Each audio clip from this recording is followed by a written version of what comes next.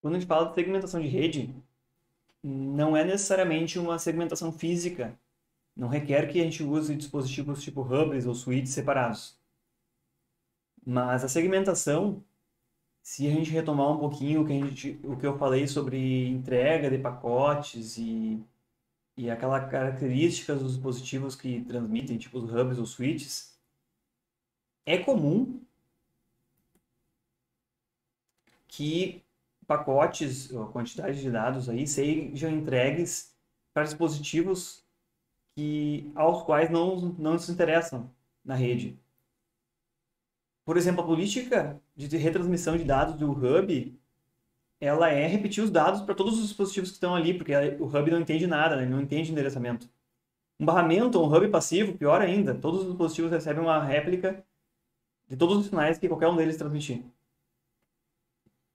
Iniciando aqui na camada de enlace, já existe uma lógica de endereçamento físico, e que os bridges ou switches são capazes de interpretar o endereçamento físico, que são os endereços MAC, e, de alguma forma mais inteligente, retransmitir os pacotes só para o destino correto, quando esses pacotes não forem intencionalmente broadcasts. Vocês lembram, né? A gente fala, majoritariamente, se fala em pacotes tipo unicast, que tem o endereçamento correto, mas os pacotes broadcast vão ter que ser enviados para todo mundo de qualquer forma, porque é o objetivo deles.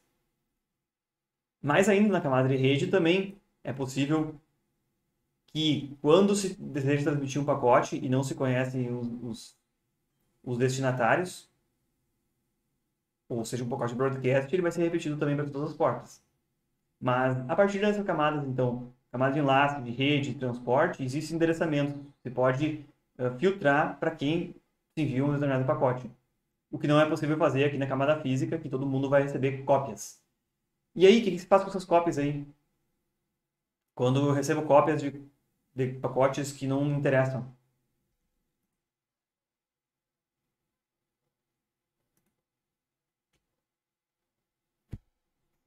Isso é uma realidade. É como se toda rede de computadores fosse uma rede cheia de spam. O tempo todo está se recebendo cópias de um monte de coisa que você não quer. É quase como uma caixinha de correio, você abre ali, tem um monte de propaganda dentro que você não pediu para ninguém. Mas você vai simplesmente ignorar. E os computadores, os dispositivos em rede, estão o tempo todo ignorando pacotes que não interessam a eles. Pode ser pacotes de broadcast, pode ser pacotes unicast, mas por falta de uma política de entrega aí são repetidos para todos. Então se faz a segmentação e se divide a rede em partes menores para diminuir esse tráfego de dados aí desnecessários. Também por motivo de segurança, porque é muito fácil em qualquer rede de comunicação, principalmente redes de computadores, rede de IP, se botar um sniffer, que é um software de captura de dados, e se começar a observar o conteúdo que está trafegando na rede. Isso pode trazer algum tipo de risco interno, até mesmo nas organizações, risco de segurança, por se estar sabendo o tipo de conteúdo que está circulando, capturar informações privadas aí dentro, uma rede, e também até mesmo por propagação de ransomwares. São softwares que se propagam pela rede, aproveitando falhas, vulnerabilidades aí dos sistemas operacionais, principalmente, e de aplicativos, softwares. Ao se reduzir o escopo no qual esses pacotes vão ser repetidos, também o escopo no qual o broadcast vai acontecer, que vai se enviar pacotes de broadcast para vários dispositivos na rede, se evita todos esses problemas de segurança, não se evita completamente, porque ainda vão existir escopos na qual pacotes vão ser entregues a vários dispositivos, mas se reduz o tamanho. E reduz a quantidade de broadcasts, portanto melhora o desempenho e se reduz a probabilidade de colisões. Então, aí é o motivo para se diminuir e segmentar a rede em partes pequenas. Uma forma muito simples de segmentar ela é a nível físico, que é dispositivos que devem ficar em segmentos diferentes da rede, vão ter cabos exclusivos, vão ter hubs ou switches separados. Isso é a coisa mais lógica de fazer uma segmentação a nível físico, que é basicamente dizer, eu vou pegar aqui, ó, na parte mais baixa aqui, vou botar dispositivos exclusivos. Olha, os computadores de um setor são ligados num hub, num switch completamente separado, ou de outro setor são em outro, mas isso aqui vai exigir uma quantidade grande de hardware envolvido realmente. Outra forma de se fazer uma segmentação é utilizando agora a camada enlace, que eu estou falando já sobre isso daqui agora. Aqui. eu não preciso mais fisicamente separar os dispositivos, porque na camada de enlace já se entende o endereçamento físico, aqueles endereços MAC. Então, a segmentação da camada enlace ela pode ser feita pelo meio de criação de redes virtuais, ou VLANs. Ela é suportada pela maior parte dos switches, mas nem todos. Alguns podem não ter implementado isso completamente, porque as VLANs elas são definidas por uma RFC, por uma regulamentação lá específica que deve comportar uma série de informações. Inclusive, quando se captura um frame Ethernet que foi originário no dispositivo que suporta configuração de VLANs, ele vai ter já dentro do frame Ethernet um campo a mais dizendo a qual VLAN esse frame pertence. Porque os frames recebidos numa determinada VLAN, eles não vão ser entregues para todas as portas daquele switch. Eles vão ser entregues somente para as portas que forem identificadas pertencendo à mesma VLAN ou pertencendo à mesma LAN virtual. O que significa isso daí? Os dispositivos switches eles já entendem o endereçamento físico, os MACs, tudo isso. Isso agrega mais uma coisa, que é... Aqui embaixo no exemplo isso está bem definido. Switches SW1, SW2 e SW3 são parte da infraestrutura e são parte do trunk, do interconexão principal, como se fosse o backbone realmente da rede. E nas duas pontas aqui, nós temos dispositivos que pertencem à VLAN 10, VLAN 20 e VLAN 30. Nesse exemplo aqui, supomos aqui o setor de gerenciamento, o setor de TI e o setor de vendas de algum local. Só para contextualizar qual seria o objetivo aqui. Em vez de eu ter um switch separado para cada um dos setores e ter que ligar cabos de cada um dos computadores de cada setor a switches exclusivos, por meio de software, VLANs são configuradas via software, podem ser dinamicamente alocadas bem rapidamente, reconfiguradas. Nos trunks aqui no centro, que são nos enlaces em comum entre essas várias VLANs, vão trafegar todos os pacotes pertencendo à VLAN 10, 20 e 30. Em conjunto, e alternados no tempo, obviamente, para evitar colisão, mas esses enlaces aqui no centro são configurados para receber todos os pacotes dessas três VLANs. Mas, nas pontas, e que chegar nos dispositivos usuários da rede, um dispositivo que está na VLAN 10 só vai receber cópias dos pacotes e só vai ser identificado dentro do switch ao se comunicar com outro dispositivo que está na VLAN 10. Seria, por exemplo, aqui, ele poderia passar pelo switch SW3, SW1 e SW2 em tempos alternados com as outras VLANs, só que ele só vai receber cópias e mandar informações diretamente à VLAN 10, por exemplo, ao dispositivo que está na outra ponta da rede aqui. Todos esses switches no meio do caminho têm que ser compatíveis e ser compatíveis com esse padrão que suporta a configuração da VLANs. A vantagem disso aqui, um broadcast enviado dentro do VLAN 10, ele não vai ser entregue às outras VLANs, porque eles estão virtualmente separados. E não existe a necessidade de ter caminhos exclusivos aqui, essas interligações entre os vários dispositivos, elas são comuns.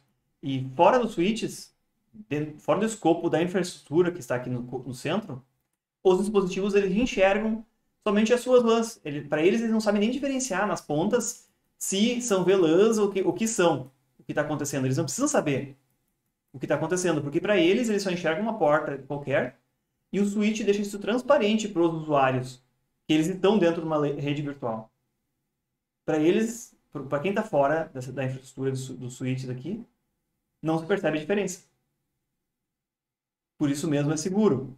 Inclusive, existem locais em que existem VLANs exclusivas para um dispositivo visitante, como se fosse ter uma outra interconexão aqui com Wi-Fi. Para dispositivos visitantes lá, a Wi-Fi dos clientes lá, ela vai estar numa VLAN separada ainda, para evitar que o tráfego da Wi-Fi possa ter acesso a outros dispositivos internos da organização.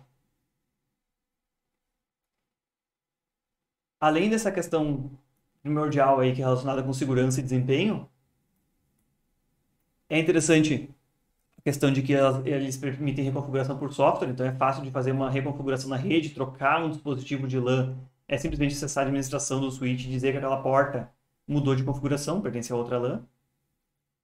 E pequeno prejuízo aí é que, claro, que os roteadores, gateways, switches no meio do caminho, fazendo parte da infraestrutura, eles têm que entender isso também. Nem todas as placas de rede de computadores nossos aqui, de uso geral, que estão na ponta da rede, elas vão entender e suportar essa funcionalidade de VLANs. Mas não tem problema, porque os switches no meio do caminho, eles tornam isso completamente transparente.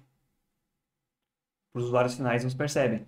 Mas, se você tem Linux instalado no seu computador, não é o Windows, ou você tem um Windows Server, você pode pegar um computador qualquer e conectar ele em várias VLANs ao mesmo tempo, se ele tiver implementado a mesma funcionalidade e entender esse protocolo que os switches têm. Então, um computador pode pertencer a várias LANs virtuais ao mesmo tempo. Como se virtualmente ele tivesse várias placas de rede, mas são ligadas todas no mesmo cabo. Então, é possível, mas para nós, usuários finais, isso costuma ser transparente. Então, se a gente pegar um computador e ligar em qualquer rede fora, aí, uma rede corporativa que seja, outro local, a gente não vai saber dizer se aquilo lá é uma rede virtual ou uma rede física diretamente ligada. Até agora, a gente só comentou sobre segmentação a nível de camada de enlace, né? A gente nem falou sobre os endereços IP usarem algo diferenciado, mas a gente está falando sobre isso aqui ainda. Por isso a gente falou que os bridges, os switches que tem que implementar e tem que entender esse protocolo. Outra forma de fazer uma segmentação agora é na camada de rede. Tomar um pouco de cuidado. A gente viu na aula passada sobre classes de endereços IP. Se vocês lembrarem, classe A, classe B e classe C, que tem uns númerozinhos que a gente vai comumente encontrar 10.0.0. alguma coisa, 192.68. alguma coisa, 172.16. Cuidado, isso aqui refere a classe de IPs privados. O que a gente vai falar agora é, dentro dessas classes de IPs privados, pode-se se dividir em várias subredes menores. Essas subredes, elas são implementadas, essa divisão é implementada a nível da camada de rede exatamente porque ela usa as funcionalidades do IP para fazer essa segmentação. Não tem a ver mais com os endereços físicos e os hubs ou switches, eles não precisam nem saber o que está acontecendo aqui. A única requisito agora é que os roteadores da rede, ou os switches da camada 3, eles entendam, porque afinal eles vão ter que tratar essas diversas subredes diferentes aqui. O que acontece tipicamente numa rede de computadores quando se atribui um endereço IP? Vamos lembrar o endereço IP versão 4 lá. O endereço IP versão 4 são 32 bits, índice 0 a 31 dos bits aqui, dividido em 4 octetos ou 4 bytes. Então, nessa tabelinha aqui a gente tem a organização de uma forma abstrata do que é o endereço IP. E, comumente, o que acontece? Os bits mais à direita, ou os menos significativos aqui, eles representam números de hosts, são o que diferencia os dispositivos que estão na ponta da rede. Um computador, um celular que está na ponta. E os bits mais significativos, ou mais à esquerda, são iguais para todos os dispositivos uma mesma subrede. Então, a gente pode alocar partes diferentes. Por exemplo, nesse exemplo de baixo aqui, o último, 8 bits, ou 1 byte, diferencia entre os vários dispositivos diferentes de uma mesma subrede. E todos os outros 24 bits vão ser iguais para todos os dispositivos dentro daquela subrede daquele dispositivo específico. A gente pode alocar também um tamanho diferente, a gente pode alocar 16 bits para a parte do número de hosts, ou dispositivos individuais na rede, e o restante, os outros 16, para a subrede. Vejam que existe uma ponderação aqui. Dentro de uma mesma rede local que usa endereços IP, que a gente vai ter que adotar uma dessas três classes aqui de endereços privados, a gente pode ponderar em ter mais subredes, aumentando o tamanho desses bits aqui, que são utilizados para separar as subredes. Só que, à medida que eu aumento o número de bits que identificam a subrede, eu diminuo o número de dispositivos que cada subrede vai poder comportar, porque eu diminuo o número de bits de endereçamento. Por outro lado, eu posso aumentar o número de bits para endereçamento de dispositivos individuais, para um valor enorme aqui, como nesse exemplo de cima, existem 24 bits para diferenciar os dispositivos, que dá algo em torno de 4 milhões ou 16 milhões de dispositivos diferentes dentro de uma mesma subrede, enquanto que eu tenho poucas subredes possíveis aqui, porque eu tenho poucos bits dedicados para botar a informação de qual subrede ele pertence. Então, toda vez que eu olhar para o endereço IP, eu já olho para o que está mais à direita representa o host individual, o que está mais à esquerda representa a subrede. A gente vai ver como separar e como entender eles aqui. Só que eles estão, ainda assim, restritos à seguinte condição. Eles têm que se encaixar nessas três classes aqui de IPs privados. Que é, se eu escolher essa classe A, que começa com 10 e é o valor fixo no primeiro octeto mais significativo, 10, base decimal. Os outros 24 bits eu posso escolher o que eu quero fazer. Eu posso pegar esses outros 24 bits que poderiam ser escolhidos aqui na classe A e, vamos dizer, eu posso colocar nessa configuração B aqui, na qual, obviamente, o octeto mais significativo já tem um valor fixo pela classe dele, que seria, na classe A, seria um 10 fixo, mas eu tenho esse espaço a mais aqui para identificar N subredes, e cada subrede eu vou ter ainda 16 bits para botar cerca de 65 mil dispositivos diferentes. Então eu não posso pegar menos bits para identificar a subrede do que a classe permite aqui, que seriam 8. Se eu utilizasse o dispositivo de classe A com uma subrede só, eu iria pegar exatamente os 8 bits mais significativos, botaria fixos conforme está na classe A lá, e todo o resto seriam milhões aí de hosts na mesma subrede. Na classe B, eu tenho que, no mínimo, alocar, classe B aqui, 12 bits fixos para representarem a subrede. Seria mais ou menos aqui, nessa categoria B aqui, metade os 8 bits mais significativos, mais 4 desse octeto aqui. E o restante eu poderia escolher se eu quero botar uma sequência aqui para mais 4 bits para representar a subrede, ou talvez mais 8 bits para representar a subrede. E os 12 que sobrariam no final aqui seriam para identificar rostos individuais. Na classe C eu tenho que ter no mínimo 16 bits para representar a subrede, mas eu posso representar mais, seria no mínimo conforme tem a configuração B aqui, cuidado, classe C, configuração B, mas eu poderia pegar mais bits também, para poder internamente dividir em mais subredes, mas cada subrede vai ser menor, porque sobram menos bits para identificar individualmente os hosts aqui.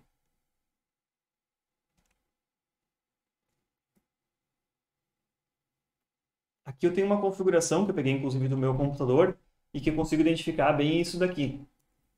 Esse meu computador estava configurado no momento que eu tirei esse print aqui com 192.168.10.5 sendo o endereço dele. Deixa eu subir um pouquinho aqui e mostrar que isso aqui pertence à classe C, 192.168. alguma coisa. Significa os 16 bits mais significativos são partes da fixa do endereço IP privado, classe C.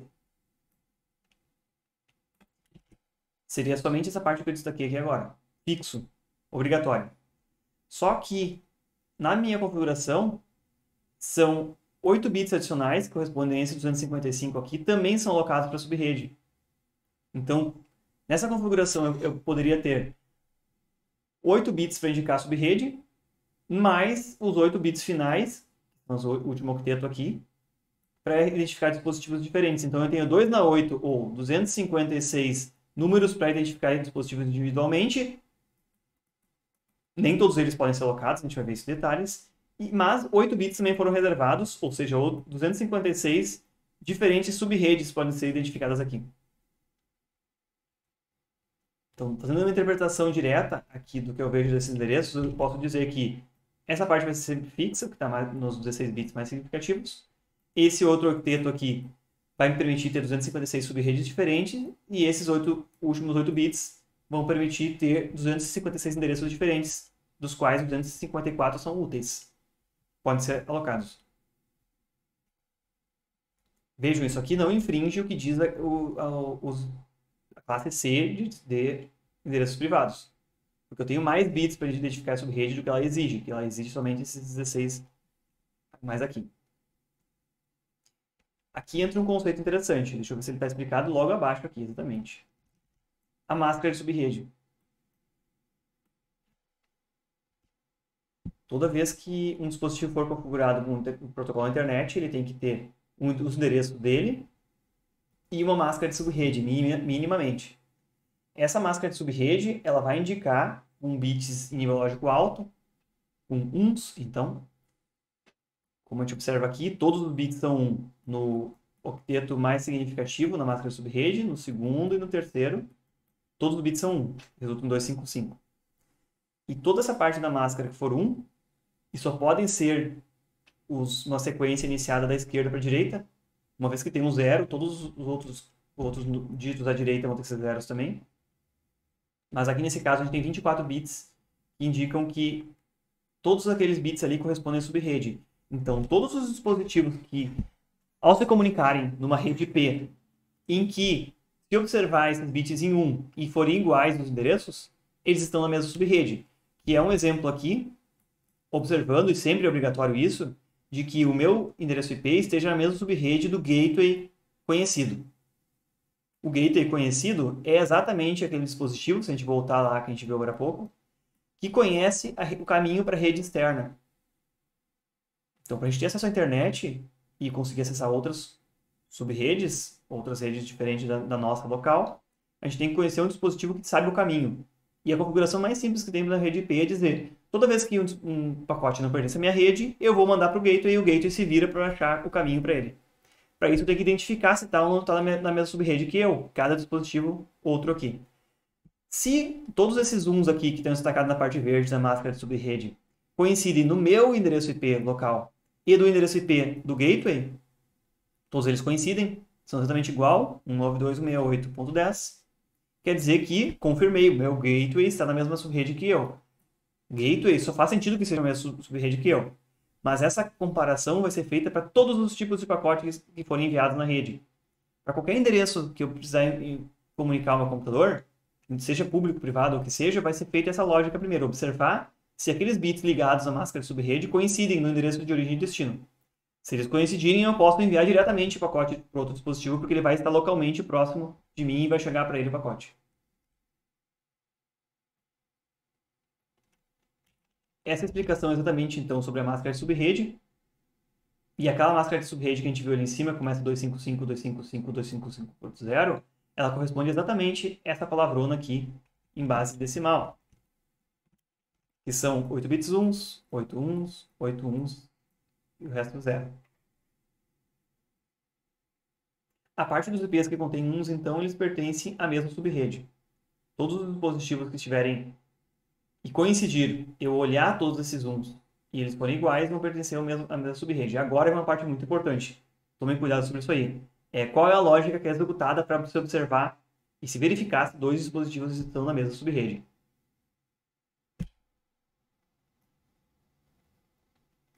Nessas operações lógicas aqui embaixo, a gente tem exatamente esse algoritmo para verificação, que é o endereço de origem é O, o endereço de destino é D e a máscara de subrede é N.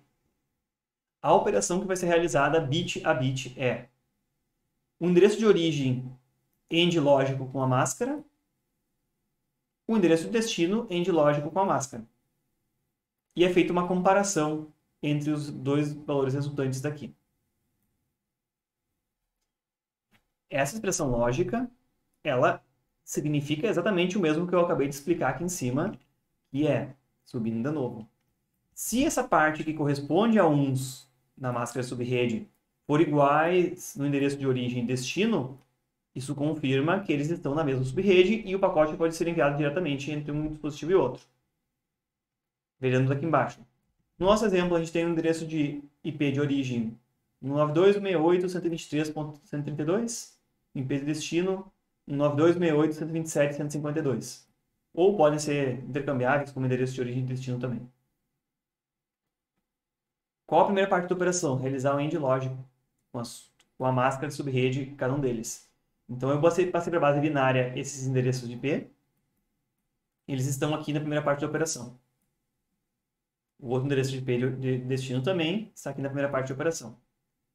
AND lógico, bit a bit com a máscara de subrede. A máscara de subrede está representada aqui embaixo nessa expressão. Máscara está aqui, máscara está aqui. Vejam que tem esse monte de uns que é bem característico. Todos os uns à esquerda são 1 nível lógico alto, e uma vez que temos zero, tudo o restante é zero também, mais à direita. A expressão lógica tomada bit a bit de AND, basicamente a lógica do AND é: se qualquer um dos dois é zero, vira zero o resultado. Então, todos os bits em que os dois são nível lógico alto, 1 e 1, vão resultar em 1 no resultado, e todos os outros bits vão ser zero, os residuais. Então, resultam esses dois valores parciais aqui e aqui, que é uma operação lógica simples, AND lógica.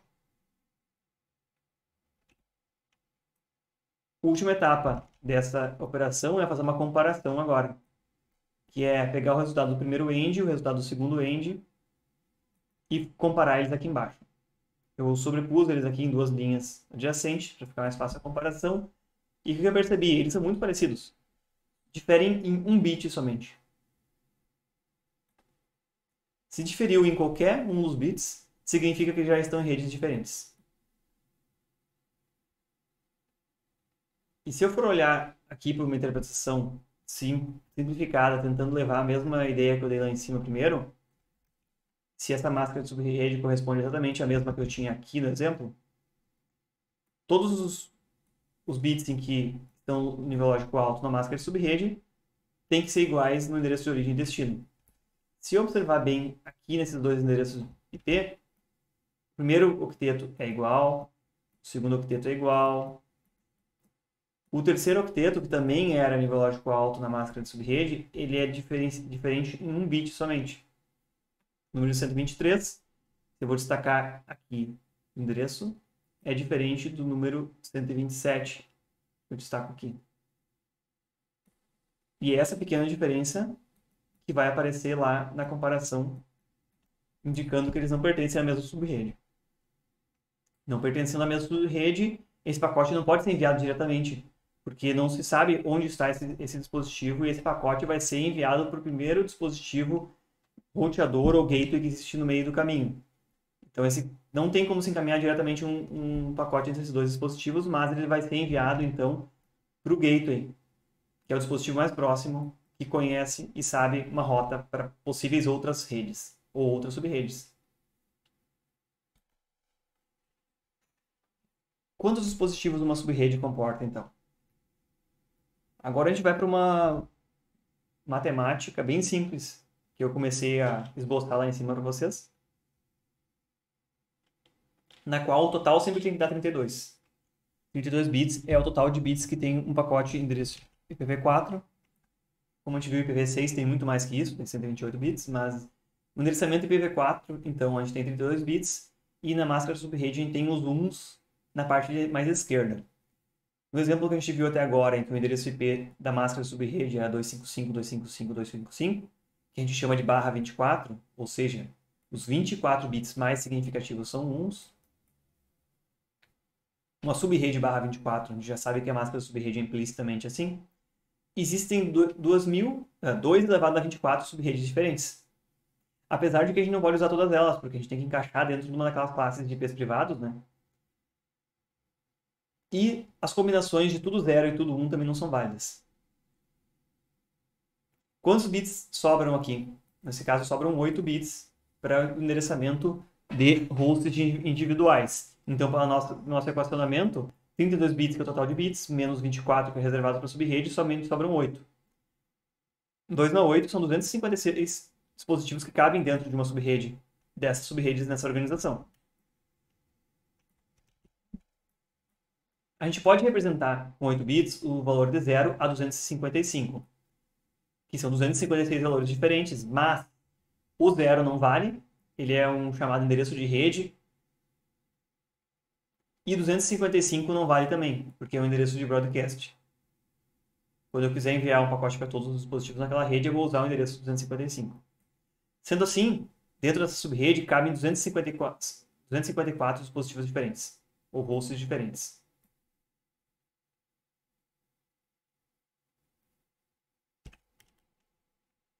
Vejam aqui que eu posso trocar essa configuração. Eu posso botar menos bits para subredes, alocando menos uns aqui. E em vez de ser 24, poderia ser barra 20, poderia ser barra 12, barra 16, sendo menos bits para a parte de subredes, então vão sobrar mais bits para a parte de dispositivos individuais dentro daquela rede.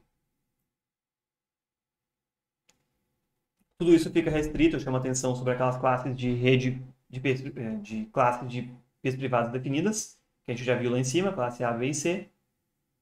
E eu não posso usar menos bits do que aqueles definidos nas classes lá para representar a subrede. Agora fica para vocês aqui um exercício rápido para ver se a gente pegou bem essa lógica aqui.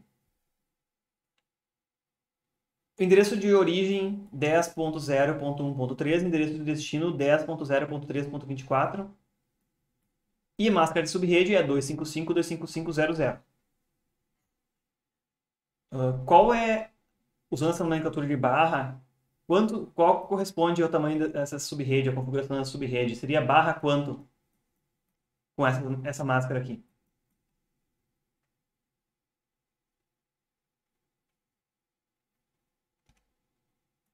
Nessa aqui, então, na primeira configuração é barra 16, como a gente viu, porque tem todos os uns setados na máscara de subrede. Essa informação não sai dos endereços em si, mas sai da máscara de subrede.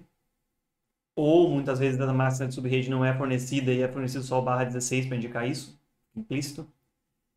E como eu vou determinar se eles estão ou não estão na mesma rede, ou se eles estão na mesma rede ou em redes diferentes?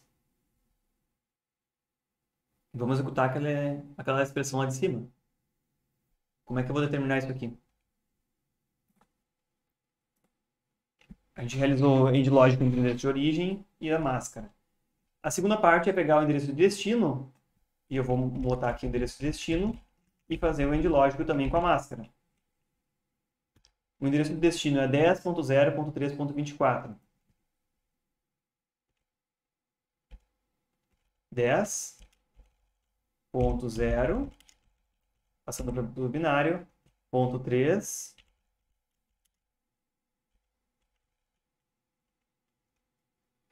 ponto 24. Decimal 24 para binário, para facilitar um pouco a conversão aqui.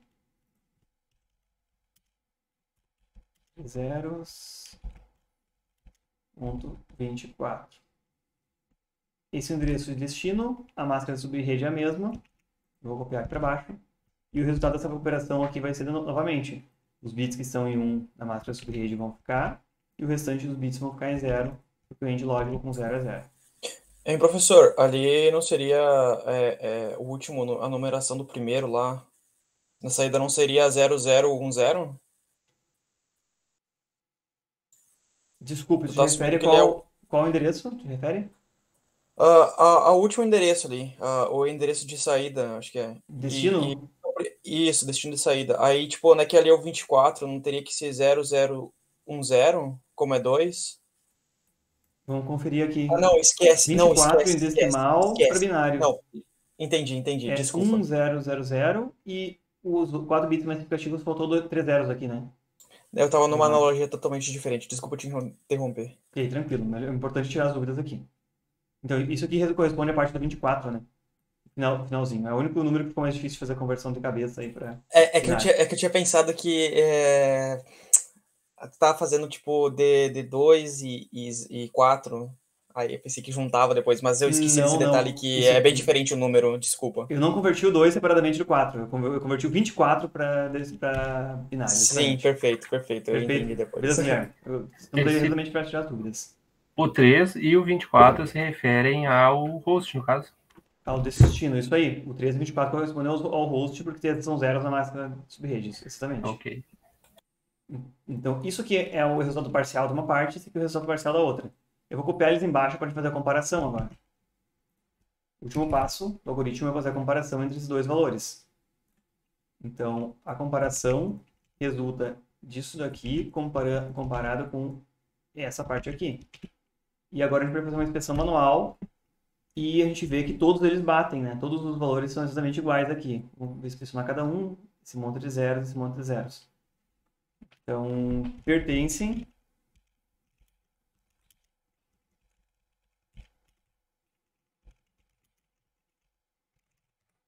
à mesma subrede aqui. Porque são iguais em dois valores. significa toda a parte que identifica a subrede, todos aqueles uns que estão na máscara de subrede ligados, são iguais nos dois. Então, esses dois dispositivos podem se comunicar diretamente, e os pacotes vão ser entregues diretamente um ao outro, sem precisar passar por nenhum gateway. E agora o próximo exercício é para vocês aqui. Realizem a operação por vocês, mas observem que agora a máscara de subrede é diferente. Vocês vão ter que ver quantos bits em uns ela tem. Então, o primeiro ponto é essa configuração aqui de endereço de origem, 172.16.1.4, 10.0.1.4, máscara de subrede 255.255.128.0. Corresponde a barra quanto aqui? Primeiro ponto. Para analisar essa máscara de subrede, a gente pegou a base decimal e transformou a máscara de subrede para a base 2, ou notação binária. Contando aqui dentro, agora a gente tem 8, 16, 17 bits da máscara de subrede são ligados. Nível lógico alto, são os 17 bits mais significativos, mais à esquerda. Então a gente pode confirmar que nesse caso aqui corresponde a máscara de subrede a barra 17. Veja que a única coisa que difere é que esse octeto no exercício anterior era 0 e esse octeto é 128, que tem um bit a mais ligado. Então antes era barra 16, agora é barra 17. Significa reservei mais um bit. Então eu posso ter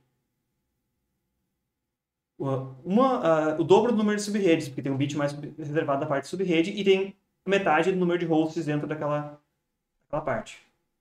Beleza, Luana, entendeu até aí? E agora a segunda parte, me mostrem o resultado aí para comparar se eles estão na mesma rede ou em redes diferentes.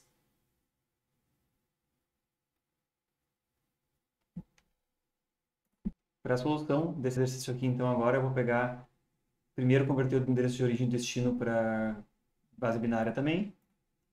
172. Tu quer que eu digite pra ti? Que é mais fácil? Eu vou copiando da calculadora aqui. Se você quer digitar para mim, pode Beleza. ser. Não, pode ser. 172, 16. 0001, 000. Ok. Aí 0000. 00001. 1.4, né? Isso. 4. 00. Aí, fechou. 172, 16, 1.4. Corresponde a isso aqui. Endereço de destino. É parecido com o que a gente fez antes já, né? 10. Que no caso é, eu lembro de cabeça isso aqui.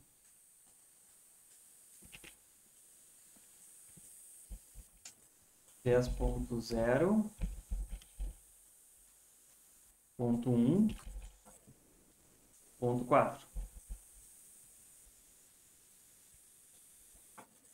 Estão aqui os endereços de origem e destino e a gente já fez previamente a conversão da máscara de subrede. Então, para realizar as operações de e lógico entre origem e máscara, vou pegar essa parte daqui e a máscara já está aqui. Ô, professor, Sim. o 4 não tá errado? Ponto 4, esse aqui? O 4 não tá errado? Não teria que ser 01000? Perdão, tá errado mesmo. 0, 1, 0, 0, 0. 0, 0. 1, 2, 4, tá certo isso aí. Eu tinha posto 8 antes. O de origem também tem que mudar. Também? É verdade, aqui também. Muito obrigado aí pela correção. Então, realmente, isso aqui é o 4. Endereço de origem e máscara. O end lógico vai manter a parte do endereço de origem que a máscara tem uns. Até aqui. E o restante, que a máscara tem zeros, vão ser mantidos zeros. Agora, end lógico entre o endereço de destino e a máscara de subrede. Eu vou copiar o endereço de destino. Eu vou copiar a máscara de subrede lá de cima pronta também. E o end lógico vai ser toda a parte que o endereço de destino é 1, a máscara de subrede vai ser mantido e o restante vai ser mantido 0. E o passo final é fazer a comparação entre essas duas partes. Corresponde a esse passo aqui. A comparação entre esse valor resultante do primeiro end e o valor resultante do segundo end lógico. Se for observar na comparação aqui, é bem evidente que existem grandes diferenças, né? alguns bits aqui também são diferentes. Então, existem bastante diferenças. Significa que eles não pertencem à mesma rede, esses daqui. Isso também fica bastante evidente se a gente olhar diretamente para os valores em decimal aqui. Se a gente observa os valores em decimal, realmente os octetos mais significativos eles são bastante diferentes. E são os octetos que correspondem a nível lógico alto na máscara. Então, era bastante evidente que eles seriam diferentes. Então, eles não pertencem à mesma rede. Resultado: esse pacote enviado de uma origem para esse destino, ele não vai ser encaminhado diretamente para o IP de destino, mas ele vai ser encaminhado para o endereço de configuração, que na configuração do dispositivo de origem corresponde ao gateway, para que ele faça o reencaminhamento para o caminho adequado. Bom, se vocês quiserem uma revisão ainda sobre esse assunto, tem na nossa apostila, que a gente tem como referência lá, Arquitetura e Protocolos Rede CP/IP, as páginas 77 a 106 fazem uma revisão disso. Elas também incluem junto os protocolos ARP e DHCP, que vão ser o conteúdo da nossa próxima aula.